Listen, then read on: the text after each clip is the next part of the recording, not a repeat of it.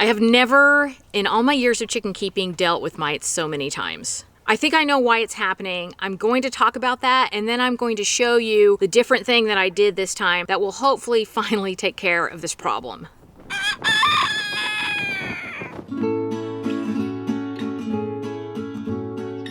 Hello friends, welcome to Chickenlandia. My name is Dahlia. I'm a backyard chicken educator, also known as the president of Chickenlandia. Raising chickens has been the best way for me to find peace and joy in my life, and I want to help you find that too. Bubba, you were running from me today. Why are you running from me today, Bubba Lishy? You want me to put you down? Okay, I'll put you down. Yeah, good boy. When I lived at my old property, I dealt with lice maybe 2 or 3 times. I don't think I ever dealt with mites. I don't remember if I did. It wasn't like a big thing. It wasn't like something that kept happening. And every time I would just use diatomaceous earth. I think I used permethrin once, but mostly diatomaceous earth, and that took care of the problem. And, I feel like I have to mention this because there's so much drama surrounding diatomaceous earth. I did write a blog post about it. I'm going to put that in the description. It's pretty controversial, but there are 2 kinds of diatomaceous earth, and a lot of times when people are really demonizing it, they're not explaining that there are 2 kinds, and there's one kind that carries very low risk and one kind that carries higher risk. But anyway, I don't want to get all into that in this video. I'm just going to leave the link in the description and you can read it if you're curious about it. But yeah, at my old property, I just didn't have that much of a problem with external parasites. It was just, and when there was a problem, it was handled, and then I wouldn't have a problem again for a long time. And then I moved here. There is something about this property because as soon as we got here, we got mites. So I dealt with them, I treated them, and I felt like, okay, everything's okay now. A couple months later, we had them again. It's not a big deal. I'm just gonna treat them. A couple months later, it happened again. And then a few months later, it happened again. And I was like, I am sick of these Monday through Friday mites on these monkey-fied chickens. But anyway, so yeah, it was about a month ago, I think, well, a couple weeks ago, where I found myself having another infestation in Chickenlandia. And it wasn't like a horrible infestation. There was no chicken that was just like covered with them or anything. But I wanted to handle it very quickly because I have a lot of special needs chickens, and they deal with challenges that make them more vulnerable to parasite infestation. Because, and I talk about this a lot, but if you know anything about how parasites operate, they are actually very important to the species that they take from, okay? I don't know how else to put it, that they're like assigned to by nature. So a parasite will seek out the weakest members and get rid of those in order to make the species stronger. Well, in Chickenlandia, we have very vulnerable birds. And, I'm not trying to do a Darwinism here. I'm not trying to do survival of the fittest.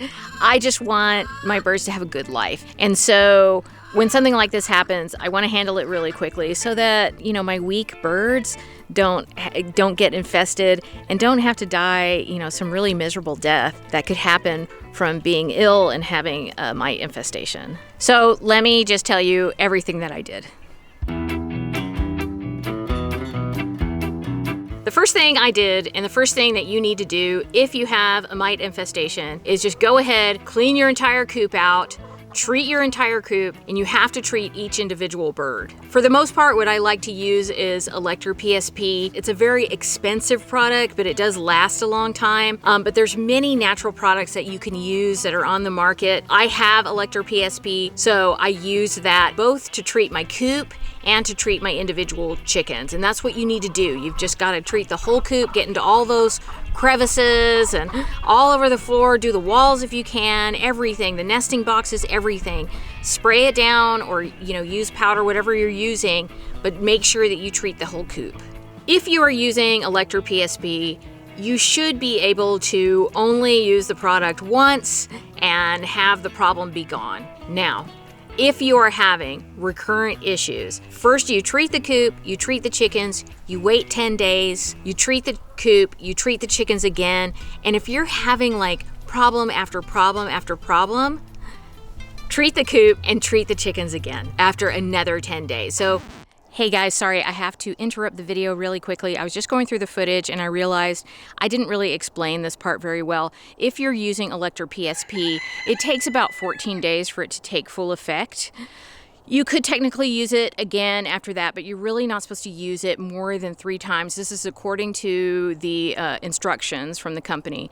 More than 3 times in your coop per year. I don't think that's because it's dangerous. It probably creates some kind of resistance, or it could create resistance. Maybe it has to do with liability. I really don't know, but that's what the instructions say, and we follow the instructions, okay? So if you use Electro PSP and after 14 days you still have an issue, switch to another natural product and use that again according to the package instructions. And if you can use it, a couple more times, then that would be good. That would give you a better chance to get ahead of the problem, okay? All right, I hope I cleared things up. It is freezing and I'm going back inside. I treated my chickens and my coop several times. I wanted to get ahead of that life cycle of the mites just to make sure that they were all dead, okay? Because I'm a pacifist. I really love to live and let live, but when it comes to the mites, sorry guys, you gotta go.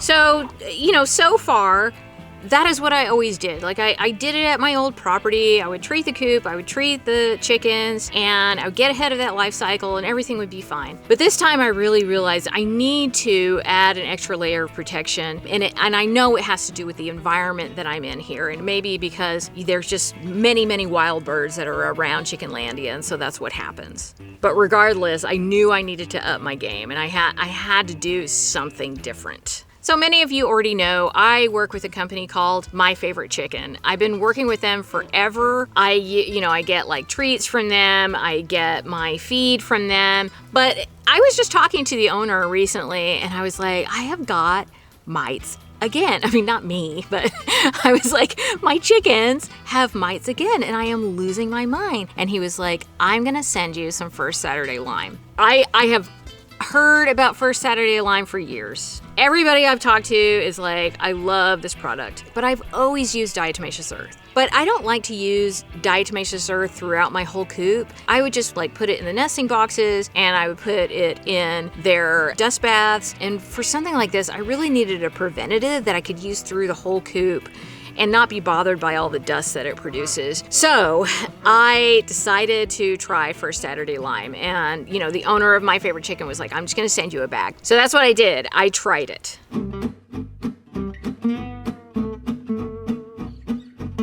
I just followed the instructions. It said to spread it all over the bottom of the coop, either under the shavings or on top of the shavings. And it also said that I could use it in the dust baths. Like I said, I normally use diatomaceous earth, but I was like, I'm gonna try this product and see how well it works.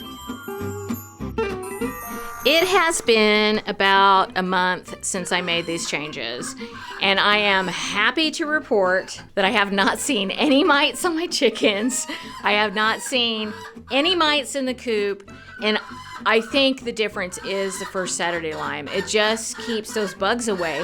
And the other thing that I've noticed is that it really handles any kind of ammonia in your coop. So I haven't had any ammonia issues, and that is something on this property that I have dealt with a lot. But I feel good just knowing that there's like this preventative thing through the whole coop. So it's like these mites do not have a chance. Am I still gonna be checking my chickens for mites and lice? Yes, I am, because I wanna stay on top of it. And the other thing I'm always looking out for is if a chicken looks like kind of off, I really wanna know if something's going on with them very quickly. I wanna know if they're sick very quickly. I wanna know if they're struggling with external parasites very quickly. And it just helps to be able to recognize a sick chicken or a chicken that's struggling very quickly, because a chicken can go downhill very fast. And I have a video that is all about how you can recognize when your chicken is sick.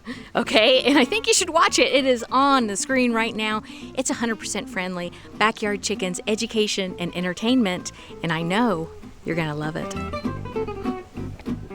You monkey-fied chickens.